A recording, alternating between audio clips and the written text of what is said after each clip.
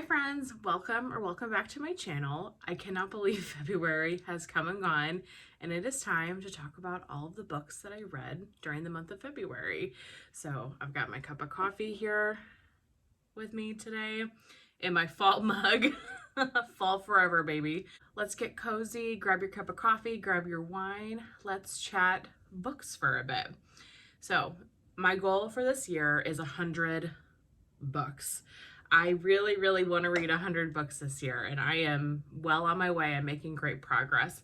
So in February, I read 9, which was slower than January, but still way on track. So I'm really happy with that. So 9 books in February, bringing my total read so far this year to 23. So doing great. I'm almost a quarter of the way there. And we're not even a quarter of the way through the year yet. So feeling really great about that. This month was really hit and miss for me on reading. I don't know if I kind of got into like a little bit of a reading slump, but at the beginning of the month, I kept starting books and then not finishing them, like not finding a book I was really into. So it took me a while to kind of find some books I was really interested in reading. I think I have 2-star books this month, and that's pretty rare for me. Normally I do not give books less than 3 stars. I mean, sometimes I do, but most of the time I can enjoy them enough to give them a 2-star, or I'm sorry, to give them at least 3 stars. But this month just, I don't know, wasn't feeling it. So let's jump in and get started. The first kind of 2 books I read, I'll do them together. It's a duology. This is the Part of Your World duology by Abby. I'm not going to try to say her last name because I'm going to butcher it.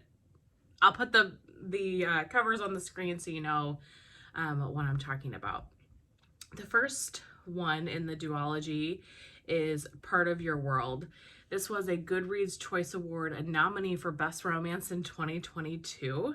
So this is about a woman named Alexis. So that was kind of fun to read a book that had a character with my same name, because I don't think I've ever read a book with a character named Alexis in it.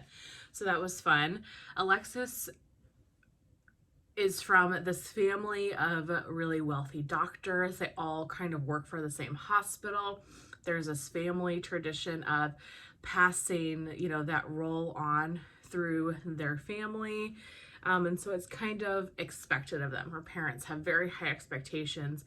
She lives this kind of very sophisticated, high-class life.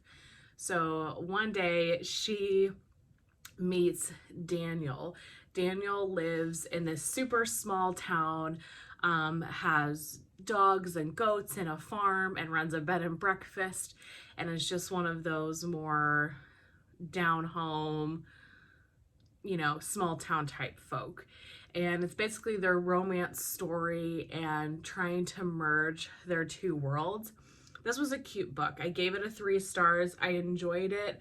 There were definitely points in it where I found myself like laughing out loud. I enjoyed it so much, but there were times where I wanted to just scream at Alexis and be like, what are you doing? This makes no sense. So there were times that I had like a lot of frustrated emotions with it. But it's described as a modern fairy tale, and I would agree with that. It's just real life situations, real life, if you fall in love with somebody that you kind of come from 2 sides of the track, how do you merge your lives together and the struggles that go along with that. This was definitely a cute story. I gave it a 3 stars. And then the other book in the duology, Yours Truly, I liked this one just a little bit better. I gave this a 4 stars. I really enjoyed this one. So this follows Alexis's best friend, Brianna, and Brianna's love story. So Brianna's working at this hospital when this new doctor, Jacob, comes on. And Jacob doesn't have a great reputation from his first few days at the hospital. They're not kind of feeling each other right away. She doesn't have the best impression of him, but then they start writing letters back and forth to each other one day and building this relationship. Jacob does something very, very kind for Brianna. So then Brianna reciprocates with a favor.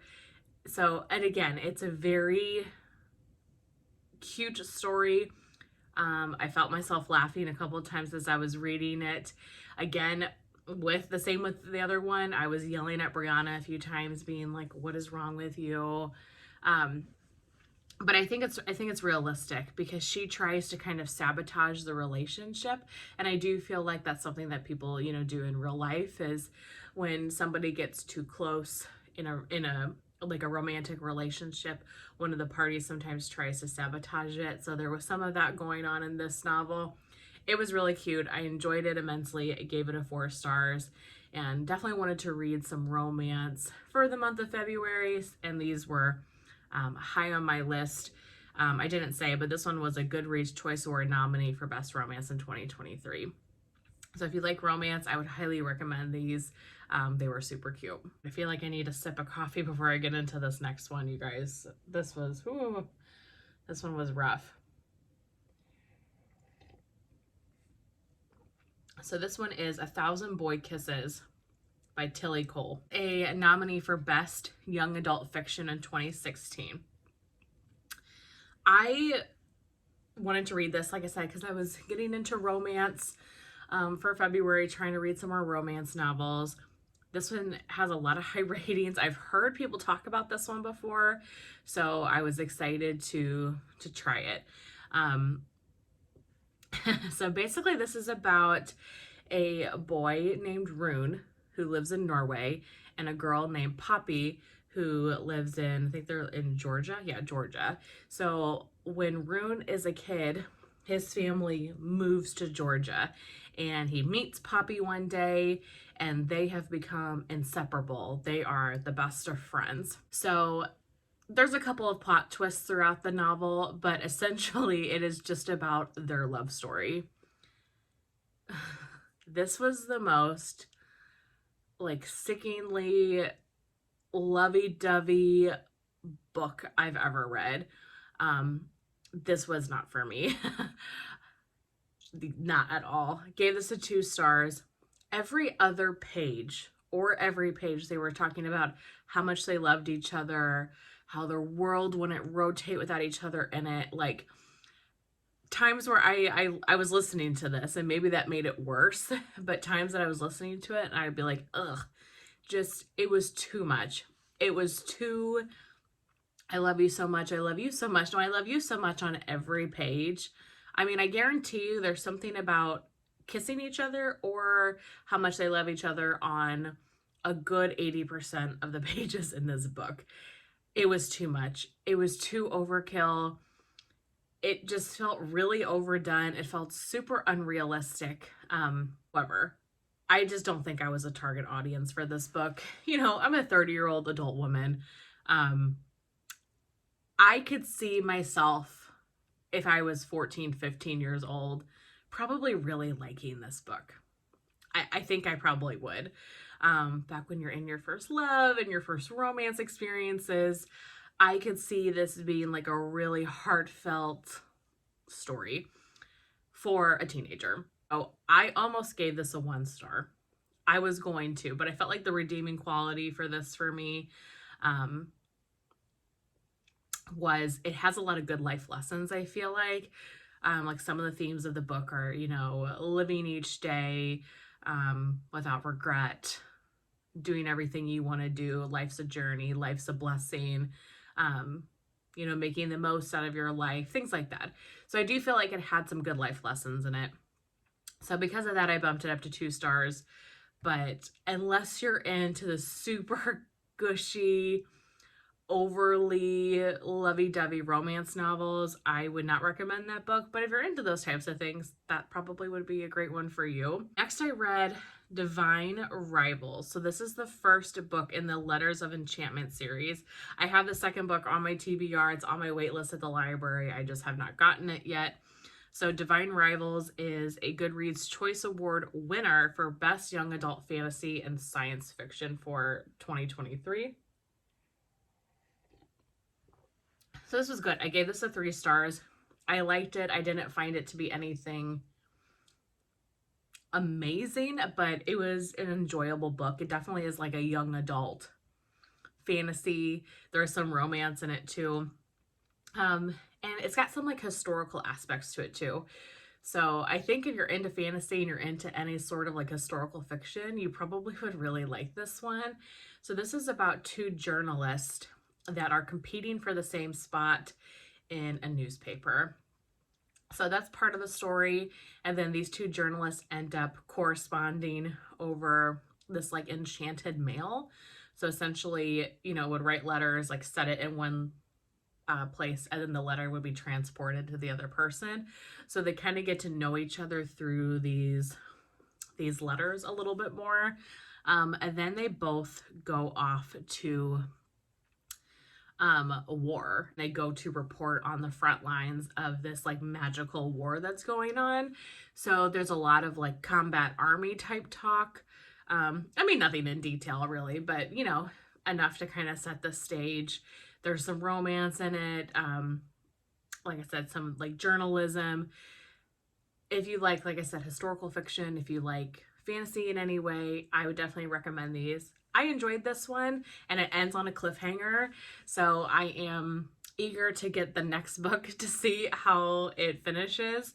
So nothing I felt like I was over the moon about, but definitely enjoyed it and would recommend it. Next, I read First Lie Wins by Ashley Elston. This is a new novel. It just came out in 2024 in January. This was my other 2-star read of the month. I did not really care for this one. So Goodreads says, Evie Porter has everything a nice Southern girl could want. A perfect doting boyfriend, a house with a white picket fence, and a garden, a fancy group of friends. The only catch, Eve Porter doesn't exist. So Eve is a woman who has been giving fake identities. She works for this man, Mr. Smith, and she goes on these missions where she needs to steal something related to like document security or pieces of evidence that could be incriminating to somebody. She goes in and steals them. So she gets put into these situations with different aliases, different names, and this is her job. She has to do her job, retrieve the item or whatever the case may be. So she's on this one mission, and she basically is trying to figure out who Mr. Smith really is. She's never met Mr. Smith, her boss. Mr. Smith is sending her kind of warnings to her current job and things that are starting to spook her out. So it goes through her story, but then it also goes through her story as other aliases, like in the past. So it toggles back and forth between them. To be honest with you, this book was confusing as heck. It was all over the place. I felt like I couldn't follow it. Interesting concept of a novel. I wish it didn't go into so much of the backstory because I found it to be confusing and just kind of focus on the alias she was currently in. I really did not like this one. And at the end of the book, I barely could even tell you what the climax was, like what the ending really was, and because I just couldn't get into it, wasn't feeling it, it was confusing. So maybe it was just me not fully understanding what was happening. I listened to a lot of books on audio, and sometimes I have to be like, okay, what was that, and like rewind, and because I listen while I walk, while I clean, while I do just anything around the house, while I drive to work. So sometimes I'm like, wait a minute, what? And I have to like backtrack. I didn't backtrack much in this because I was like, I'm already too far gone. So I did not care for this one, but doesn't mean that you won't. Just the premise of the novel wasn't entirely up my alley either. Okay, the next one, I read Frida McFadden's newest novel, The Teacher. So this one just came out, I think in February. Yeah, in February. I was eager to pick it up because I really enjoy Frida McFadden, and I've liked a lot of her novels. The Housemaid's definitely my favorite from her. I recently read Never Lie. I really enjoyed that. So I was excited that she was she was putting out a new novel. This almost was another 2-star read. I did end up giving it 3 stars, but basically this is about a teacher-student relationships. that is the overarching theme of the book, teacher-student relationships, and like sexual relationships, romantic relationships. And I found it to be so gross. I just, reading it the whole time through, I just was like, ugh, I just didn't like it. I don't know. It felt gross to me. It gave me, I described it to some people as, it gave me the ick. Like, it gave me the ick. I just wasn't into it. It felt really far-fetched, really just, ugh, makes your skin crawl a little bit type of book. But the storyline was good. And the twist at the end was good, which is why I bumped it up from 2 to 3, because overall, I did enjoy reading it. It was a good book. I like her style of writing. I think she does a good twist. She always does a good twist at the end. So I really love that about Frida McFadden's, which is why I bumped it back up to 3. But again, yeah, it just gave me the ick. There's a lot of teacher-student relationship talk. And yeah, it's definitely the common theme. The whole premise of all of the story is a teacher-student relationship, really. And so just wasn't exactly for me. I still think it's worth a read, unless you're also kind of like me and you're like, I don't know if I would be into that. But, you know, for the most part, it was good. But definitely not my favorite Frida McFadden book that I've read. Okay, what's next? Oh, this one's exciting. So next I read The Assassin's Blade by Sarah J. Maas.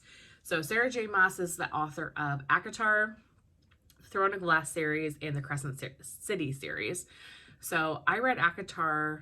I've almost finished it twice now. I'm finishing A Court of Silver Flames, doing a reread, but almost read it all twice. And I really wanted to start Crescent City because I think I'm really going to like that series in general. But it is recommended from everybody that I've seen that you should go from ACOTAR to Throne of Glass to Crescent City. So I read a couple of the Throne of Glass novels last year. I read Throne of Glass and Crown of Midnight. Could not get into them. Granted, I read them right after I finished ACOTAR, and so I think my ACOTAR hangover was really real. And Throne of Glass is a much like higher fantasy novel, where ACOTAR has a lot of romance in it as well. And I just couldn't get into them. I was confused, just felt like they were too high fantasy for me, just couldn't get into them. But some of my friends here on YouTube, we are in a chat because of the round robin that Stephanie had started. And so we also have this like book thread where we talk about what books we're reading. So we all decided we were going to read Throne of Glass together. And so that was great for me because, I mean, not only is it fun to have a community of people that you can talk about the book with and, you know, be supportive in that way, but I feel like I really need, for a high fantasy series, like I need other people to be reading it with me to keep me motivated. So we went back and forth on where we were going to start. And I suggested starting with The Assassin's Blade. I know there's a lot of back and forth on when is the best place to read Assassin's Blade, because Assassin's Blade is the prequel to the series. So some people read it first, some people read it like third or fourth. Depends on who you ask.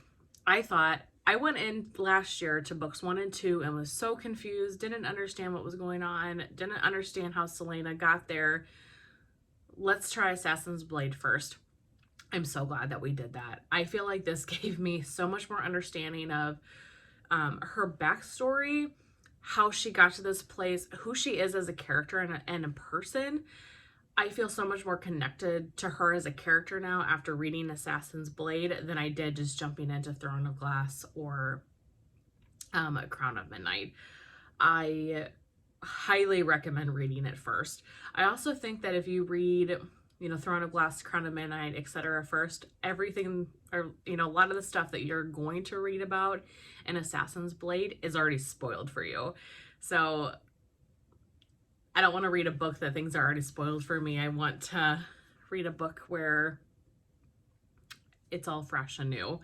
So Assassin's Blade is essentially, like I said, the prequel to Throne of Glass. It follows Selena Sardarthian in, 5 different like novellas put into one one book about this different missions that she goes on, and just kind of gives you a lot of backstory to who she is as a character. So I liked this. I gave it a 3 stars. I mean, I'm not a super big high fantasy person, so unless it like blows me out of the water, a 3 is definitely going to be it for me. But I enjoyed it. I enjoyed reading it as a group. Right now, I'm reading Throne of Glass. We're reading Throne of Glass together, so I'm excited to continue the series. Next novel I read is The Fury by Alex Michaelides. I'm sure I'm butchering that. This is the author that wrote The Silent Patient and The Maidens. So this is a, how do I describe this? This is a book about a murder that occurs on a Greek island. And it's about this group of friends. One of them ends up dead, and you're trying to figure out what's going on. But you don't get the opportunity to figure it out. The way the story is written, the narrator is telling you the story. The narrator is speaking directly to you as the reader, telling you this story. So I did like that part about this a lot. It was a very interesting way to read the novel, and something that I haven't seen a lot. So I really did enjoy that part of it. I thought it was unique. There are a couple parts of that, and I feel like I can't say because I think it will spoil to an extent. But there were some parts of that I found to be very frustrating. I'll just say that. I wish I could elaborate more, but I think it's a little bit of a spoiler. So I want to try to stay as spoiler free as I can, if possible. But there were, a couple parts that I was just like, why did you tell me this? You know, kind of just frustrated with the narrator. Because of the way the story was told, it didn't offer a lot of suspense, because it kind of was just like you were sitting down with somebody and they were just saying, yeah, we went to this island, these people were here, and did you know that this person doesn't really like this person, and then one day this person ended up dead. You know, there wasn't a whole lot of like build up to it. It was just like you were sitting down listening to a story. So it's an interesting book. It's a very interesting way of telling the story. And so I did enjoy that just because it was unique. I only gave it a 3 stars. It wasn't anything I found amazing. There is a bit of a reference at the very end to The Silent Patient. If you have never read The Silent Patient, it's not gonna matter. You know, it's a very teeny, like, one sentence having to do with the silent patient. So I found that to be fun. I've read all 3 of his novels. The Silent Patient is by far my favorite one. The Maidens I didn't really like, and this one was fine. It was okay. I gave it a 3 stars, but nothing I felt amazed by. The Silent Patient for me has definitely been his best book. Okay, and then the last novel I read, I feel like I read a lot of really new novels this month, because The Fury was new, and then also this one is new. This is The Guest by B.A. Paris. I think this came out, this just came out February 20th, so I read it within the first few days of it being in publishing. I really enjoy B.A. Paris. She has the, Behind Closed Doors book. She's got so many, and I've read all of her novels. I'm pretty sure. I'll have to do a deep dive, but I've read all of her novels. This is a very domestic thriller. So essentially there's a couple of characters, Iris and Gabriel. They go on vacation, they come home, and their friend Laure is in their house. And she is going through this kind of breakup with her husband, and she doesn't leave. She's there for weeks on end, and so she's starting to move things around their kitchen, and everybody's starting to get frustrated at the lack of like personal space. And right in the middle of the book, the story changes. So you're going down one path, then there's a twist, and then you go down a completely other path. And then the final twist, I was not expecting. I was not expecting the outcome of this novel whatsoever. I thought it was fantastic. I gave it a 4 stars. Really enjoyed this book. If you like the domestic thrillers, if you like a good twist, I would highly recommend this. A couple of just good twists throughout the novel, but the one at the end, I was like, what? It was good.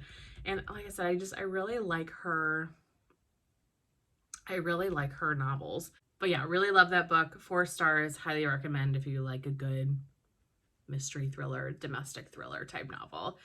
But that is it. Those are all of the books that I read in February. I am really proud of myself. I feel like I'm really doing good on my reading goal. So I'm excited to see what March will bring. March is very crazy for me. I gotta go out of town for work for a conference, so I won't be reading as much then.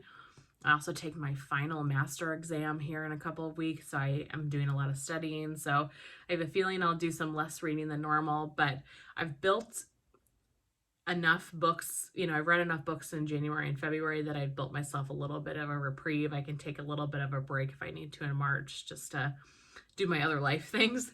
But I'm really excited for what the rest of the year holds book-wise. But that's everything I have to share with you guys today. I would love to know what your favorite book that you read this month. Oh, I should do that. I feel like I did that in January. I told you what my favorite one was. What would be my favorite of the month? The Guest. The Guest was definitely my favorite of the month. I had 2 4-star reads, yours truly and The Guest, but I think I liked The Guest better. I'm just a mystery thriller lover. But yeah, like I said, leave what your favorite book was for February in the comments down below, and I will see you guys very soon in my next one.